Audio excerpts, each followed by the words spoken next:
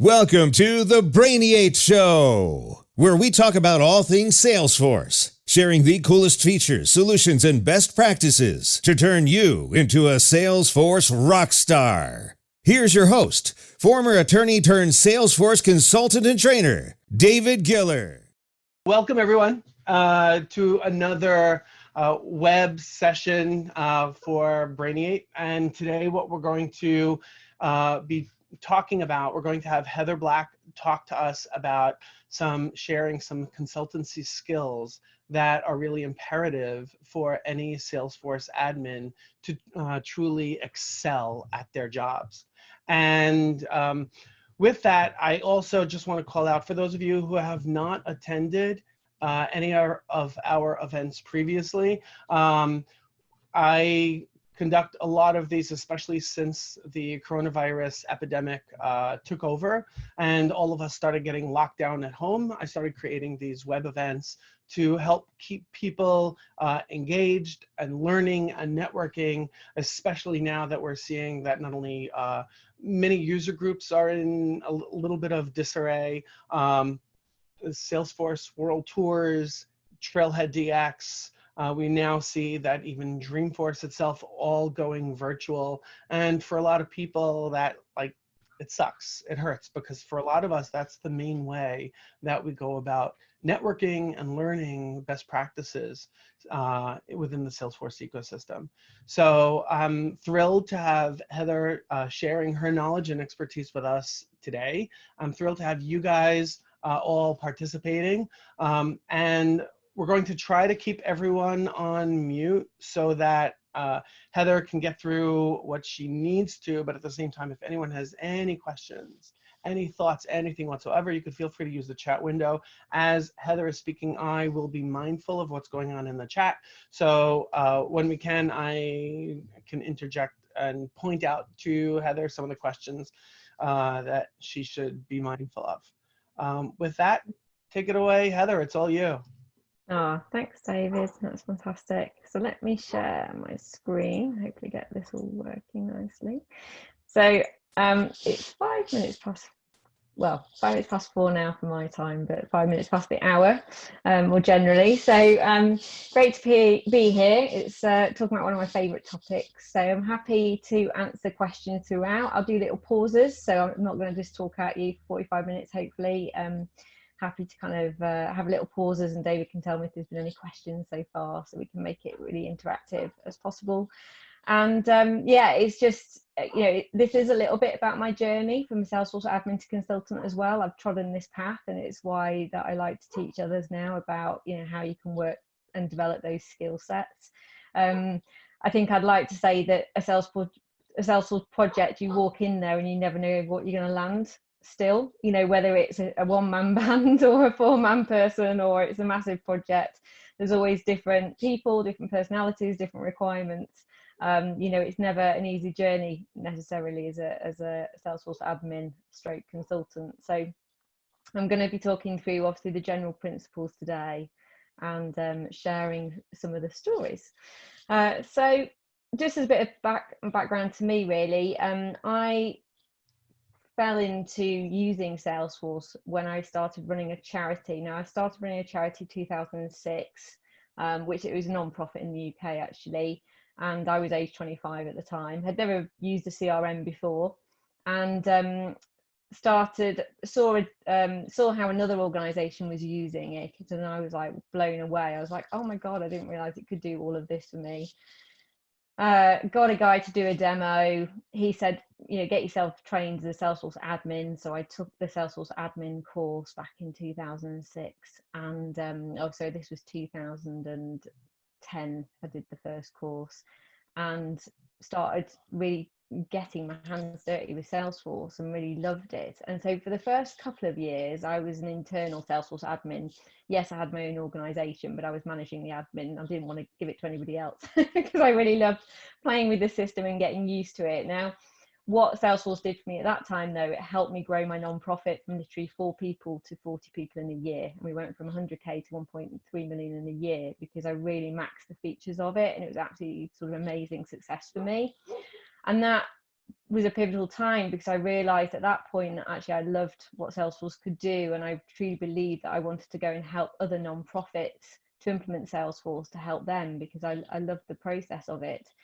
Now, I didn't know how to do that. You know, I wasn't really like, well, okay, I did it for myself, but what would be the process I would go through to kind of then go and help others? So after I did the admin course, I did do the advanced admin. And then I did a Salesforce at the time did a really great 1 week consultancy skills course, which they don't do now, and it's a bit of a shame. It's complementary to the other sort of skill sets that I'll be talking about later, but it was a bit of a business analysis, but it was also technical design considerations, and it was the way that they taught Sales Cloud and Service Cloud at that time and got you prepared for the Sales Cloud exam. But it was an amazing 5-day course, and they're principles that I still use now in the way that I would approach doing a project. But as I started going out and consulting with other organizations, I realized actually I was still missing skill sets. I didn't know necessarily how to document all the requirements properly. I was making it up. I was like, right, so how do I do this? So I looked it up and I was like, oh, there's a whole profession around business analysis here. Okay. You know, I need to learn business analysis. I need to learn how to document things properly and do that. So I did a certification in business analysis. And then I got the bigger projects, and I was like, okay, well, I actually need to project manage this in what was, you know, everybody called it an agile way. So what's agile? Okay, well, there's 6-7 different types of agile. You know, which one do I choose? Where do I go? So anyway, I ended up doing an agile project management diploma, and then we sat in a workshop with I call it a relatively larger NGO, and there was somebody in that workshop that was very negative about Salesforce. It wasn't negative about Salesforce, but it was a whole CRM project. He had worked in another organization that the digital transformation process hadn't gone very well. And so he just was like, with this full-day workshop, and all day he was interjecting and taking us off course and bringing everybody down. I was like, I don't know how to handle this. Like, how do I handle people who aren't as excited about Salesforce? Like, I'd never had this before.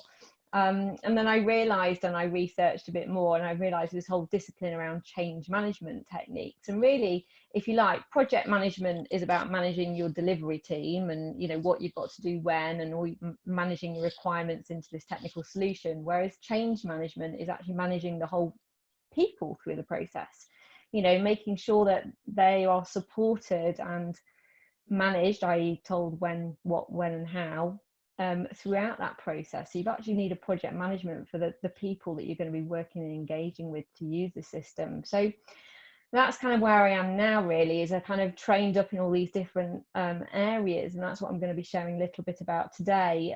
So alongside all of those, yes, you can do your certifications with Salesforce. I've got 8 now. I haven't rushed them. I prefer to take them when I know that I'm using that product knowledge properly and I'm applying it. I run a Salesforce consultancy that has 20 staff, and we work specifically with non-profits. And I've developed, you know, from day one, we had a vigorous set of templates and things that we would use. And everything that I've learned from these different courses, I embed into that practice. So we have a very documented, structured approach from day one, which we expect the whole team to follow, because we know if something in that process is not done properly, something will happen and the project won't go as well as we want it to. And all of the processes and tools I packaged into a training course, and we now train up other admins to be consultants and to learn these skills. I've spent, you know, about 40 grand on my CPD since leaving university. You know, I've spent a lot on various training and qualifications. So what I wanted to do is package it in a way that people could access it more affordably, basically. So I'm going to go into, you know, why is this important on a bit more broader level, really, and based on sort of research out there.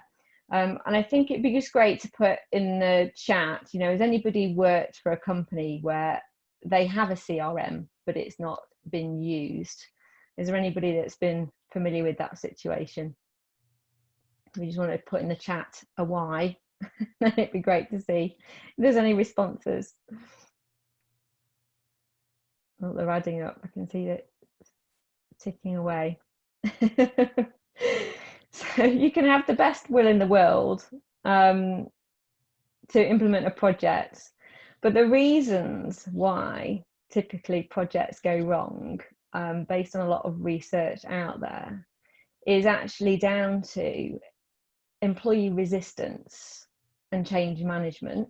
So there's some reports here that show that, but the typical other reports, research reports out there, say executive sponsorship or lack of executive sponsorship is a key reason why projects will fail.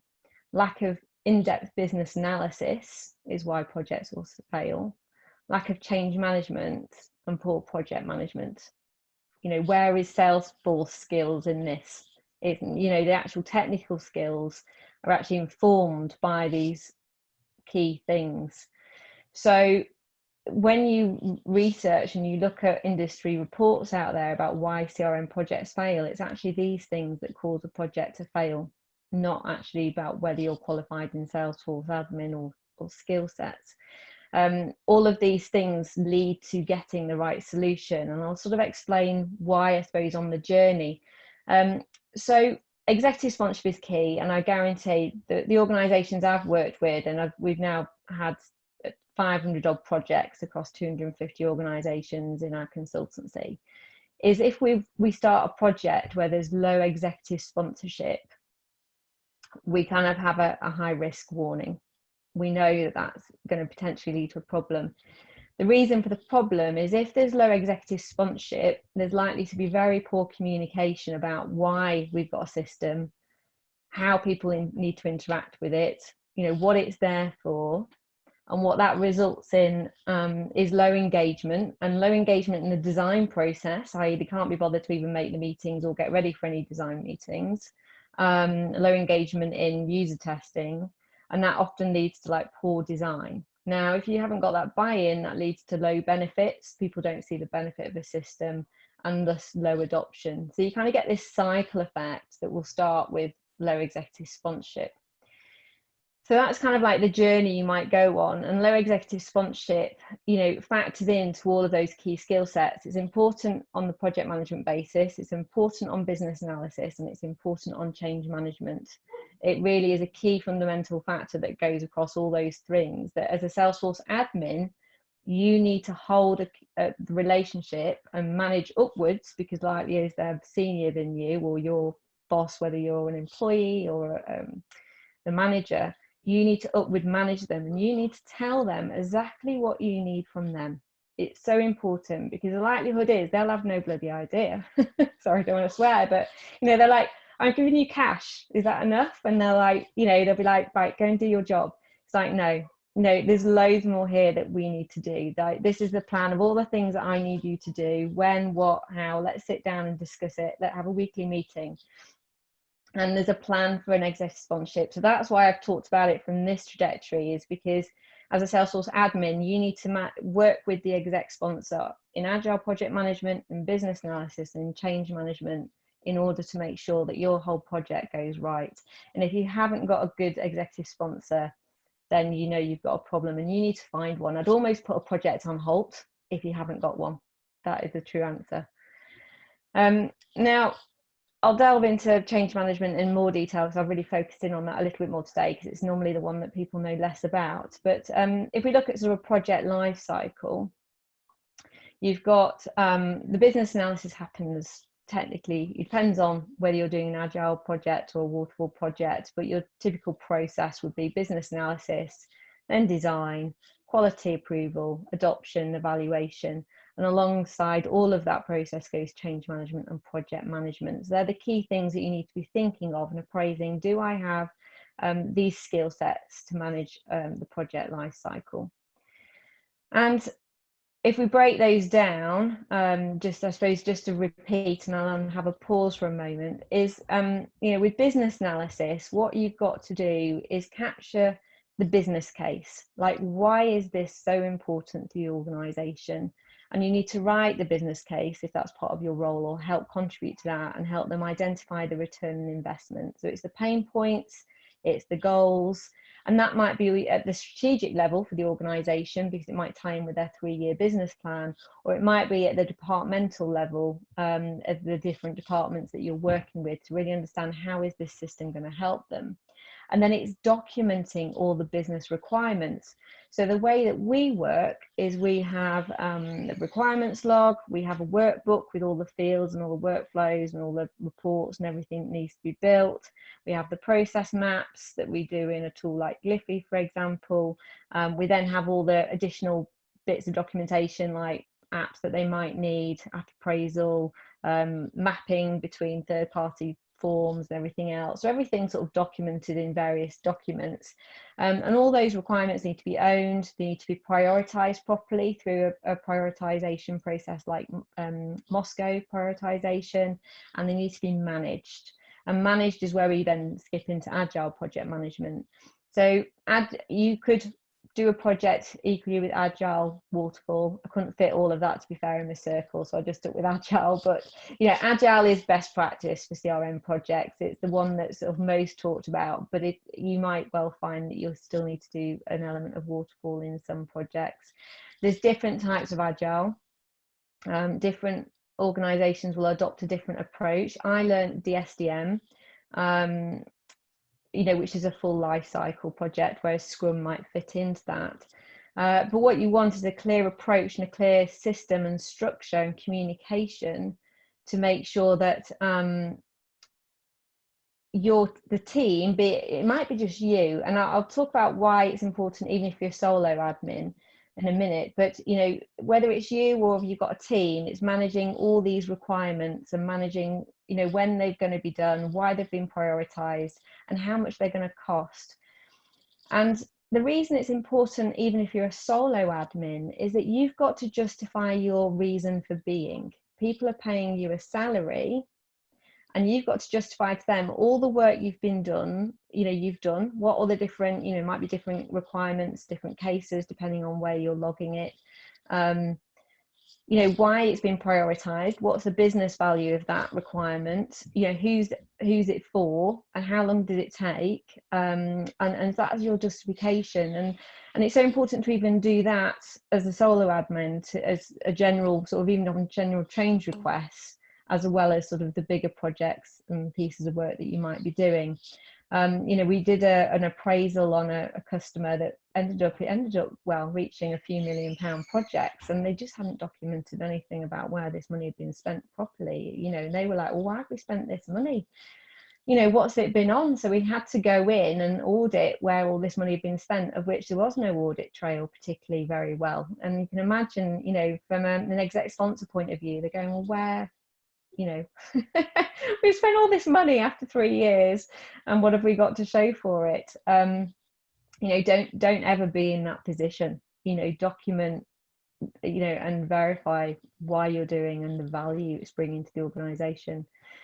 The third one then is sort of change management, and this is the end-to-end communication, and communication is the big thing here. It's a communication strategy, really, about why you're having a system, what it's going to do for them, how is this process going to work, and when is it going to work. And there's a lot more embedded in change management, which I'll sort of jump into to kind of give you an insight.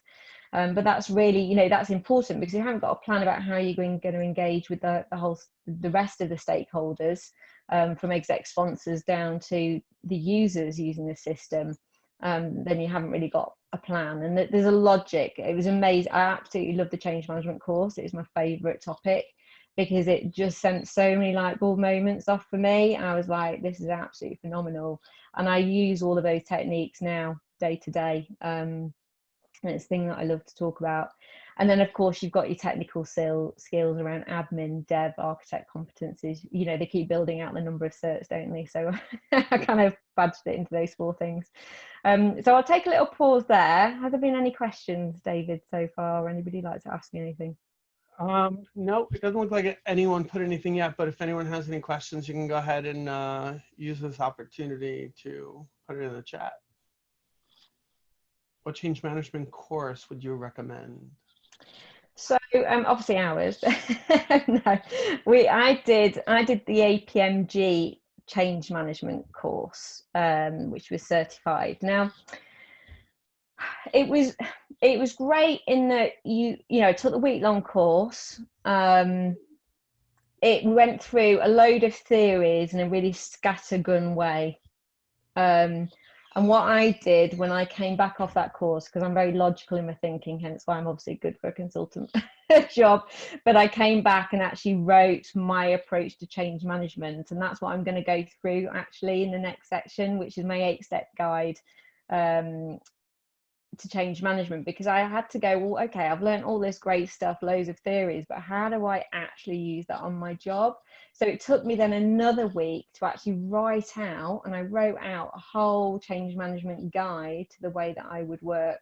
And that's what we teach in our consultancy skills course now. So, you know, I think one that is more relevant to a CRM implementation would be useful, because then you can walk out of it and go, right, well, you know, how do I apply this to a CRM project and sort of move it forward? As I say, it was a great course and I learned a load, but I came away and had to really think about how it's structured, how I would apply it day to day. Awesome. We do have another question, which is, do admins typically write high-level design documentation? And if so, do you have any templates to recommend? So it depends on your role, right? So as an admin, you might work in a multidisciplinary team. You know, you might be surrounded by a BA, a project manager, and a product owner, etc. So it might not necessarily be your, it's not necessarily the role of every Salesforce admin.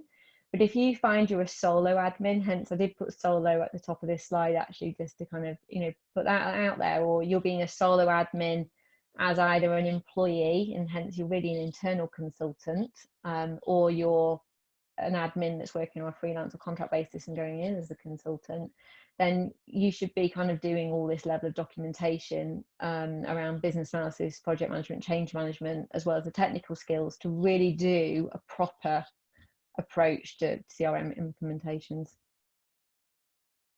Awesome. Any other questions for Heather? There's nothing else right now in the chat window. No. Okay. No worries. So let's do a little bit of a deep dive into change management, because I think, I could delve into all of them, but there's obviously not enough time or anything to do. So I thought I'd just give a little bit of a flavour about, well, why is change management important? What are the things that you'd be thinking about? So this is just a flavour of the change management approach that I wrote, and the topic that we cover in our consultancy skills course now. So when I learned all the great theories, I came away and said, okay, well, there's actually 4 key stages of change management on a CRM project. They don't necessarily happen in a hierarchical way. They might all overlap, but there's kind of 4 key strands. First, analyze, which is about rationale for the project and readiness for the project. Then there's plan, which is about the approach that you're going to take and the team you're going to have in place to help you do it. Then there's a strategy that you're going to take, and by leadership I mean the approach with the exec sponsor, like what is all their responsibilities, and how do you facilitate the strategy amongst the stakeholders who are going to be involved. And then there's the change process, like how do you prepare people for change, be it training and everything else, emotional readiness also. And then there's the final one of embedding change. What are the different approaches to that? So I've just picked out a sample of points across those 4 areas to kind of give you an indication about what this means in practice. So with Analyse, one of the things you need to think about the rationale and the readiness for an organization is you've got to create a collective vision for that organization. Everybody's got to be on the same page. And I think the other softer skills, which I haven't really talked about here, but I will feed into this, is you need to be a great facilitator, and be able to hold that court. So if you're not feeling strong on facilitation skills, then that's another course to get yourself onto. You've got to be good at presenting, selling, influencing, communicating, all of those skills. So you need to hold everybody in that room. And I feel I feel absolutely very privileged actually to be in a position where, you know, at the age of 30, people trust me. When I started doing consultancy work, I was 32. You know, people trust me and listen to me, who are quite, you know, senior level execs, and lean on me. And that's a really privileged position to be in, that people trust you. And I think that, you know, that's by using obviously the confidence and knowledge that you've got, but, you know, you've got to bring everybody into having a collective vision, and to hold that room and that conversation. So with that, you've got to work with that group of people to help them prepare a business case. So you've got to help them understand, well, what's the rationale for this? What are the practicalities? What are the benefits for everybody involved? And you've got to elicit all of those requirements and sort of pull that out from people. So there's obviously, that's where a business analysis comes in, and all the nice juicy bits of business analysis. But once you've got all that information, you need to then prioritize and align it to individual team and organizational goals and benefits. So it's really going through all the organization. And the power of this is that if you know all of this and what their benefits will be, then you will repeat that back in your language all the way through the project and the design process, through user testing, through training. You'll keep going back to it. And whenever you meet new people, you're saying, right, we're here to do X, Y, Z today to help the organization or to help your team achieve X, Y, Z. So we'd love to go through this to see how we can help you achieve X, Y, Z. And you keep reiterating this. So it's so important to kind of have this kind of element. And then the third point on this slide is around future-proof the design of your system. Now, quite often we'll get a fundraising manager call us to say, we want a fundraising solution for our organization. I'm like, well, Salesforce can absolutely do fundraising, but it can also do marketing, volunteer management, program management, everything else. Can we get your CEO and other departmental leads in on a demo and a conversation about this? And that's, again, can be a hard ask. I haven't always managed it, to be fair. But it's really important that an organization understands the power of Salesforce to power their whole organization, not just one bit. And it's actually our responsibility as an admin to make them aware of that, or else we're doing ourselves a disservice, I believe. Because otherwise they might turn around and say to you, well, you didn't tell me it could do X, Y, Z. Why didn't we know it? So, you know, just kind of like have you back, tell them and say, look, this might not be of interest to you right now, but if you're thinking about technical changes within your organization for the years ahead, this is what Salesforce could do. I'm going to bring in, you know, a consultant or an external consultant, or bring in Salesforce or whoever it is to do a demo and explain how Salesforce can work across all of the different departments. And they'll be like, you know, I've just seen people be amazed and like, oh, I didn't know Salesforce. I thought Salesforce was about sales or just, you know, fundraising. So it's really important to hold that collective vision, because then they get to maximize the value of Salesforce. And, you know, it might mean that your project just triples in size, you know, quite rapidly, or maybe give them that 5-year roadmap that you need. So they're just, I mean, there's a lot you can cover in Analyse that we look into, but there's sort of 3 points there at that stage. David, any questions on that? I can see things. No, we're good so far. We're good. Okay, no worries. Yeah. So the next bit is around planning, and so focusing on team building here. Again, there's quite a lot that we think about and cover more generally, but one of the things that I think Salesforce admins need to take advantage of is that you should never be alone in an organization. You should be not the only one sort of excited and leading on Salesforce. You need to get a center of excellence team, and you need to get a Salesforce champion team around you. So the Salesforce champions are people within the different departments, if you like, who love Salesforce for their department and represent the views and requirements of their department and are interested in what the new features could be, and they take that back to their team, and they might be delegated admins on it. So build a team around you for the long term, and ideally the champions that you identify at the initial stages of, maybe project kickoff will be there for the long term. Now there's considerations around that about who you would choose, because there's the thought process that people might self-nominate, or it might be, depending on the culture of the organization, the managers might want to choose who that person is, or have a conversation, have a sort of more of a decision-making process around it. So it's not something a Salesforce admin would necessarily just go and say, oh, would you be my champion? You kind of have a whole process around it. But I identify those champions.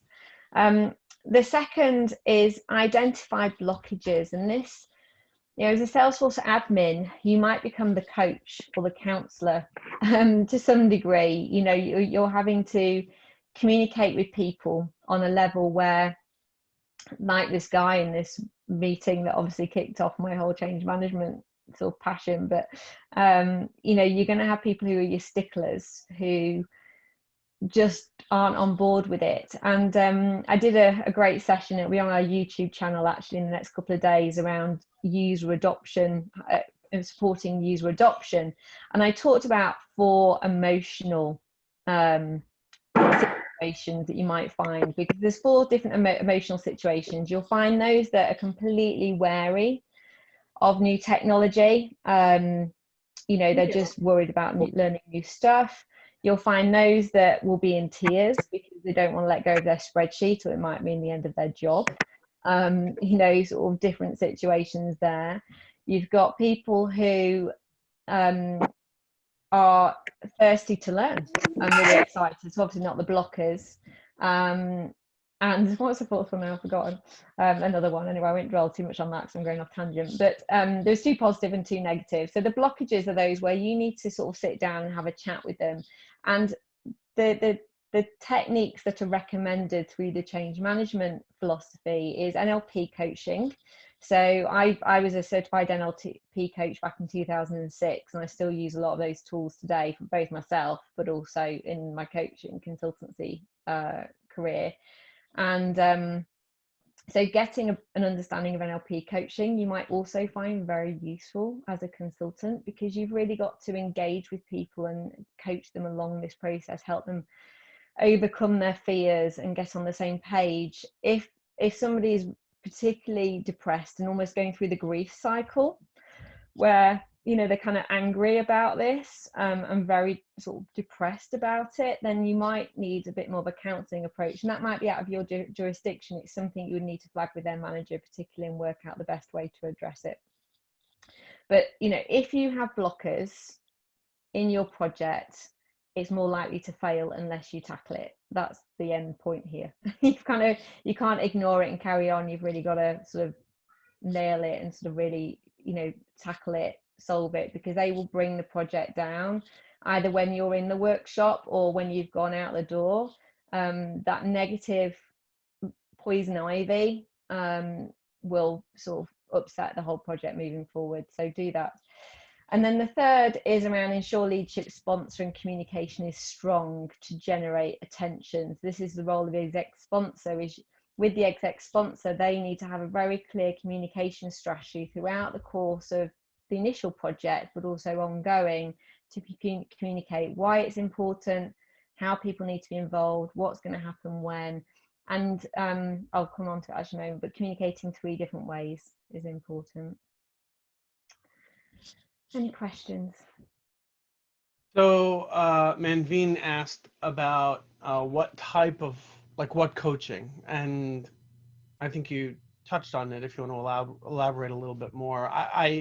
And by the way, I'm completely familiar with everything that you're talking about, because there could be many, many different reasons why we see some resistance that might require different strategies, different approaches, different types of coaching. But if you can elaborate a little bit more on that. Yeah, so NLP coaching, neuro-linguistic programming coaching, is quite a recognised coaching tool, and people will learn NLP coaching for various different career strategies. NLP is used in sales quite a lot, so it's really good if you need to influence and sell in Salesforce to your team or your clients. It's a great skill set for selling. It's a great skill set for building communication with people and building rapport, and as I say, helping overcome resistance with people, and helping reframe what they're thinking to a positive way of working. So and they're great tools for yourself. Like, as I say, I kind of use coaching now every day on myself. If I'm having a bit of a down day, I'm like, okay, what's going on, let's rework that. And I use the coaching now all the time. So we do teach, I'm teaching people coaching skills as part of the consultancy skills course too, and as on our admin courses too, because I just think it's so important to people personally, but also for this type of role. On there. Awesome. Anything else? Nope, that's it. Yeah, cool. Okay, so moving on to strategy.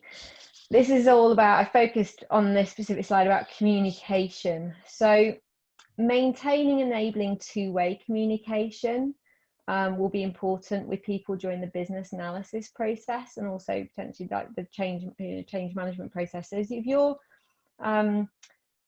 gathering information from people, you want a way of then being able to feed back to them in a way. So take the scenario where people have said, oh well, I asked for XYZ from a system, but I never got it. I never got a response. It does happen. They see it, they feel it, they're demoralized because they haven't got their bit first. So that's where good two-way communication hasn't happened. So it's really about, how do you respond to people if they ask for XYZ? This big project that I talked about where it had gone, a lot of money had been spent and not a lot. The team had all become so demoralized with Salesforce because they'd asked for all these things, which are pretty standard, to be fair, out of the box, and none of them had ever happened without any communication about when or why or what. And so with making sure that you're responding back to people to say, this hasn't been prioritized because of XYZ, or we've had to prioritize these things first because of XYZ, allowing people to understand, when something's going to happen, what level of priority it is and why.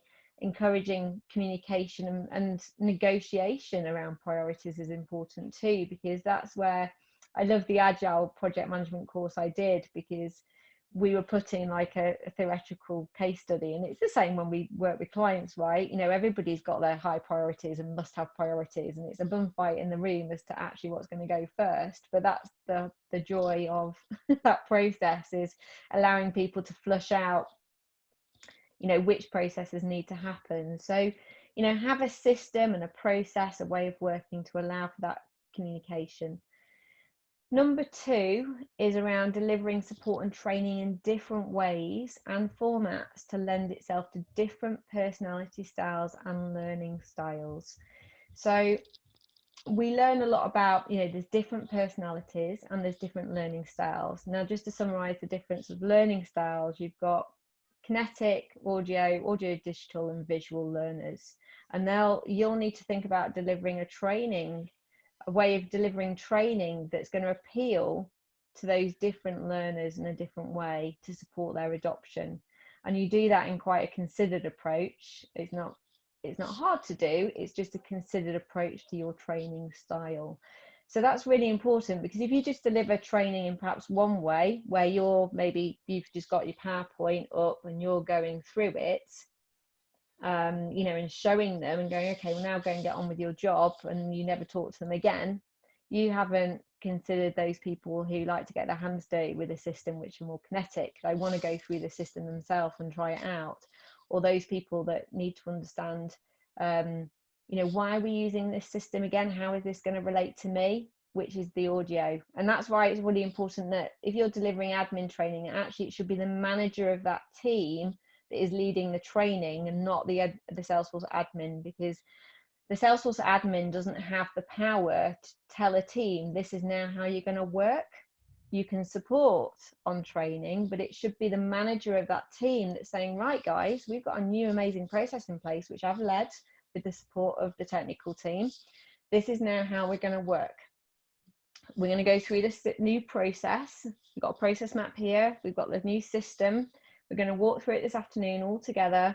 And if you need support at any point, I've got my Salesforce admin here who can help, and we'll just walk through it. So that's kind of like, you know, you want to be pitching in a way that somebody who's audio digital is kind of going, oh, right, okay, like, you know, I understand why it's important to my job now, and I'm going to sort of get on with it. So you've got to get really that, you know, it's not all about, it's a training format, and it really needs to be thought about to sort of hit that mark.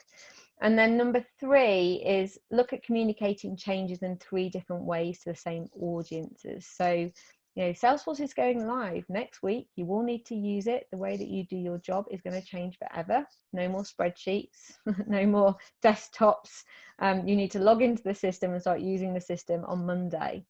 Now, how are you going to communicate that to people? You need to make sure you've communicated that 3 different ways to the same audiences to make sure they've heard it, they've acknowledged it, it's registered. And it's the same theory as selling to somebody. You know, you talk about when you sell something to somebody, they need to see something 3 different places in order to kind of buy it. It's exactly the same. How do you communicate 3 different ways? This change is coming. Take note. You've got to work on it. So that's my 3 top points from strategy. So David, any questions on that? So you're doing great so far, by the way.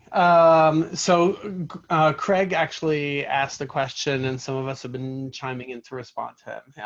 But I want to get your thoughts on it. He's asking, what's the best way? He's currently working in an environment where there are regional folks in other places of the world. And what's the best way to coordinate when you're dealing with multiple cultures? Well, cultures, I mean, that's another area of training, isn't it? Yep. Just love you keep on learning. There's so much to learn. I mean, absolutely. If you're working with different cultures, you need to learn how that culture works, and like operate in a way that's suited to them, which adds another layer onto this completely. I'm not a specialist in that. I haven't worked with lots of different cultures. Most of our clients, I've worked with the US actually. So I've worked with a US client. I've got a bit of a taste of that. But yeah, that's a whole other. On that is to have local champions selected to represent each region. And this way, when you're collaborating, you're basically bringing those champions into the quote unquote the team. It often helps to bridge the gap because they can serve as a translator. Absolutely. So we do have another question. Andy's asking, as particularly working in nonprofits where it's very common, I don't want to say stereotypical, but it's very common where the people that you're working with at the nonprofits are not as technologically savvy, let alone working in a SaaS environment can be completely unfamiliar to them. Like, where's the CD? Give me the floppy disk so I can install it on my computer myself, kind of environment. So the question is, how do you take that into account in the different decisions and communication when working with that type of group? So I'd always suss that out at the beginning. You know, it's kind of like we have a whole risk register now of all the things that we assess when we're going to work with an organization, be it a non-profit or not. And we do that at the proposal stage, you know, to say, well, have you got an internal exec? Have you got somebody who's got, will be the project manager, you know, stroke Salesforce admin, etc. So I think, you know, it's understand what the level of risk is. You know, if I've identified a non-profit where there's nobody who is being allocated the time or capacity to be a Salesforce admin, and there isn't an exec sponsor who's necessarily brought in, I'll say you're not ready yet, you know, and I'll walk away. But I think if you've got, you know, you've got those sorts of things in place, it really is just taking them through, you know, all the change management disciplines are so important for this, because you support them through that journey. You know, you get them sort of understanding why it's important to them, so then they start to make time for it, and then you kind of take them on that road to, you know, well, let's talk through your process, and we'll do a process map with them. We'll show and tell Salesforce at the same time. So we're like, okay, well, you know, let's talk about a volunteer application form. How do you get a volunteer application form now? Okay, great. Okay, well, let's look at that form. Okay, brilliant. So, let's talk about that data. Great. So what happens next when the volunteer application form gets submitted? Okay, it goes in an email at the moment, maybe. So if that went into the system, would you get an automated email or a task? So it's just really talking through really basic language, basic steps, all the way through.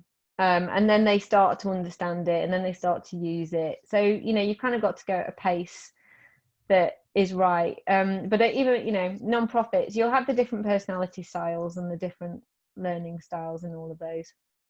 By the way, so, not to be too shocking, but a lot of times it's not only in nonprofits. A lot of times it's also in incredibly large enterprise organizations of logos that we are all very familiar with, but they still have someone going around, or at least before COVID, they had someone going around with a little shopping cart distributing inter-office mail and using carbon paper and relying on file cabinets with paper files.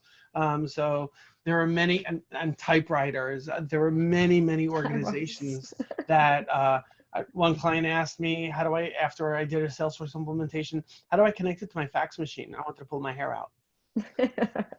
So we could see that far beyond nonprofits too. Yeah, we do have a bunch of other questions, but I know that you have more content. So go ahead, and after you're done, we'll circle back to some of the questions that came in. Cool. So let's go on to change management. So the final one, change. I pulled out specifically embedding the system for the change pillar. I call them the 4 pillars actually.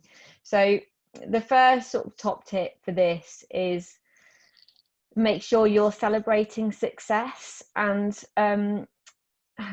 one of the templates Salesforce gives you, as if you're a Salesforce partner, they'll give you a customer success template, right, that you've got to fill in and you've got to send back to them. And that's how they appraise how good you are, is based on the CSAT scores and customer success stories. So if you're working as an admin yourself, you should be doing that too. You should be putting together and evaluating the success of your project by revisiting what the pain points were, looking at what they wanted to achieve and whether they've achieved that or not, and sort of communicating what the tools were before. Because if you've done an amazing job and you've got your own customer success story, you can sell that to Salesforce to maybe get an Extreme Force or World Tour and tell your story. But it goes on your CV, and I don't think people do that well enough as a Salesforce admin. I think they sort of, they don't do it formally. So I think it's a really good best practice to do as a consultant stroke admin, is document your success, evaluate what happened, talk to people that you've worked with and get their feedback, and create your own customer success template, and then share that with the rest of the organization. Because if you were kicking off a project with, one team, you would then use that initial success to then get other teams on board and communicate it internally or even externally if they want some press around it, for example. The second is establish changes in working practice in a formal and informal way to ensure communication is clear. So this is where, as a Salesforce admin stroke consultant, you'll want to maybe get other people involved in what I call a change management team, because a more formal way, and this would be recommended, I would say, in most situations, is that if you have a new system in place, you might need to change people, made an amendment to people's employment contracts and what they're required to do, and also in their performance framework. Because if they are required to use a system, and that's now going to translate the, how they measure their performance, then you might want to embed that into those areas. So you need the HR manager involved and then managers involved, for example. So that's a formal way of establishing a new working practice. Obviously, the more informal ways are communicating it at a team meeting that you're going live with Salesforce on Monday and you almost use it. So you kind of you've got a whole range of ways that you can communicate it, but there's formal and informal ways that quite often need to go. And it goes back to that very first question that I flagged at the start. Why was a CRM system not used? And quite often when I've gone into projects about, oh, well, the system didn't work, it's like, well, or people don't use it. Well, how are you, what are your business rules? Who in the organization is telling you that it needs to be used every day, and why and how will it need to be used? And quite often people don't have that clarity. They don't know why they need to use it every day, or what the minimum amount of information is they need to put in it every day in order to perform in their job well. So for us in the UK, this particularly became important when GDPR came onto our radar, and data, sort of security of data. And it really made the clients go, okay, we need to make sure we're really clear on where we hold client data, that it is only held in one place, and this is only the amount of data we can hold. We shouldn't hold anything else. We don't need to know any of that stuff. And it really kickstarted a very formal way of working that gave them a permission to almost put this in place. But it's something that, you know, is important to think about. And then the third one is about maintain and champion a continual improvement process over the time. So, you know, I think as a Salesforce admin, you're always going to be going, oh, we could change this and change that. I mean, I'm in my own system seeing changes that should be done every single day. It's like an ongoing project, isn't it, really? But you need to manage that in a proper way. And goes back to that point about managing requirements in the long term. What's going to be your system? What's going to be your process? How do things get prioritized? You know, how do people have an input? You know, that all needs to be sort of managed as part of an embedding process. Because if you implemented a system and then go, okay, great, brilliant, we've done it now, get on with it, and then, you know, leave everybody to it, 2 or 3 months down the line, if you've got people not using the system anymore, you need to know why, or whether they need new things, or it needs iterating, you know, what is it? So that's sort of my final point there, really. And so if, with all of these skills we've talked about, obviously the 4 disciplines as well as everything else I've added onto your list, NLP, culture, facilitation, you name it, you will achieve high exec sponsorship, good communication. That will lead, to good communication. If you've got good communication, it will lead to high engagement. High engagement will lead to good design. You'll realize the benefits that you wanted, and you'll get good adoption. And that's the cycle, the positive cycle that a great Salesforce admin and consultant will sort of achieve on that. I think that's the end of my story. And I've got a little bit about our course here, which I can talk about in a minute. David, any other questions that you'd like me to field? So someone asked earlier regarding process mapping tools. There was a thread going on of process mapping tools, and a couple of us suggested Elements Cloud, which I love, by the way. So any thoughts on tools that are free? And by the way, Elements Cloud does have a free version that is not connected to Salesforce at all. But do you have any thoughts on that? Yeah, so we use Glyphy. I started using Glyphy because they used to allow you to share the diagrams for free with clients, and then they could download them in Visio as well, so then they could keep developing them. Then they actually got rid of that benefit, which was annoying. I know some of the consultants use Lucidchart in the UK, or there's the good old Microsoft Visio, isn't there? Awesome. Some options. Good stuff. Nope, we don't have any other. Oh wait, how do you manage the cost for quote unquote necessary tools with a limited budget of nonprofits? So, well, as a consultancy, the tools that we use is obviously used across multiple charities. I think for a charity, you know, you need to look up your free options, and there is free process mapping tools there. I remember actually one non-profit client found one. I can't remember what it's charged now, but yeah, you just need to. There's always free access out there, and at the moment with COVID, there's special discounts as well, isn't there? My personal take on it is, if you truly don't have any budget, use Google Slides, use PowerPoint. Like, you can start with a physical whiteboard that people are drawing on, and then simply digitize that.